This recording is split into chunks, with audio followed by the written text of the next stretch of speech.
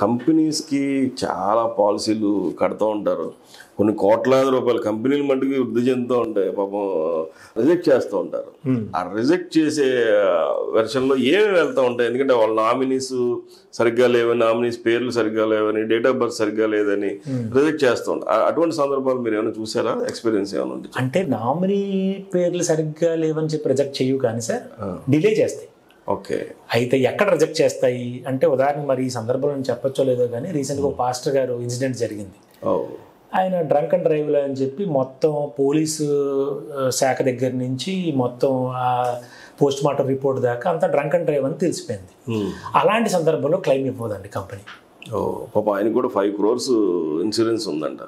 So అది reject అవుతుంది. కుటుంబ సభ్యులు చాలా బాధపడ్డారు ఆ విషయంలో. సో రిజెక్ట్ అవుతుంది సార్. అయితే ఇంకొన్ని సందర్భాల్లో కూడా క్లెయిమ్ రిజెక్ట్ అవుతుంది.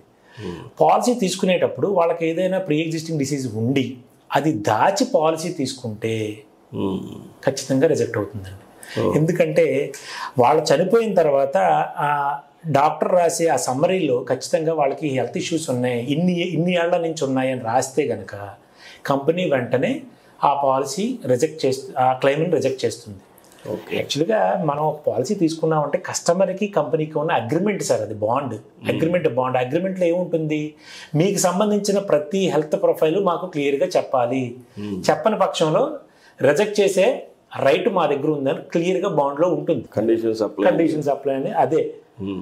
ఏదైనా కొన్ని సందర్భాల్లో కంపెనీలు కూడా కొన్ని తప్పులు చేస్తాయి. అలా తప్పులు చేసినప్పుడు కన్స్యూమర్ కోర్టు, అంబుడ్స్మన్ లాంటివి అలాగే కస్టమర్కి అనుకూలంగా ఉన్నాయి. కానీ మీకు తెలుసో లేదో, కస్టమర్లు కంపెనీలు మోసం చేసే సందర్భాలు కూడా చాలా ఉన్నాయి. కస్టమర్లు కూడా కంపెనీలు మోసం చేస్తాయి. పాపం కంపెనీలు అప్పుడు ఏం చేస్తాయి, సింపుల్గా అవి కూడా చేస్తాయి, అవి లీగల్గా వెళ్తాయి. కానీ ఇలా ఏడాదికి 10,000 కోట్ల వరకు కంపెనీలు నష్టాలు చవి చూస్తున్నాయని కూడా ఒక రిపోర్ట్ ఉందండి. అంటే ప్రకృతి వైపరీత్యాలు మనం సినిమాలు కూడా చూసాం. ప్రకృతి వైపరీత్యాలు ఉన్నప్పుడు స్కిప్ చేస్తూ ఉంటాయి, రిజెక్ట్ చేస్తూ ఉంటాయి అంటారు. అవి ఎంతవరకు కరెక్ట్ అంటారు? అది కరెక్ట్ కాదండి. అది ఏంటంటే సాధారణంగా సినిమాల్లోకి కామెడీగా చూపించుకోవడానికి లేదా ఒక స్టోరీ లైనప్ తీసుకోవడానికి పనిచేస్తాయి తప్ప ప్రకృతి వైపరీత్యాలు సంభవించినప్పుడు కూడా ఇన్సూరెన్స్ క్లెయిమ్స్ ఇవ్వాల్సిందే. హుదూద్ విశాఖలో తుఫాను బీభత్సం చేసింది, అప్పుడు ఇన్సూరెన్స్ క్లెయిమ్స్ ఇచ్చాయి. మొన్న విజయవాడ వరదలు జరిగినాయి, అప్పుడు కూడా చంద్రబాబు నాయుడు గారు అన్ని కంపెనీస్ని ఒక తాటిపై తీసుకొచ్చి చాలా కంపెనీస్ వాళ్ళ కస్టమర్స్ క్లెయిమ్స్ అప్రూవ్ చేశారండి. ఓకే. సో ఏదో అంటారు.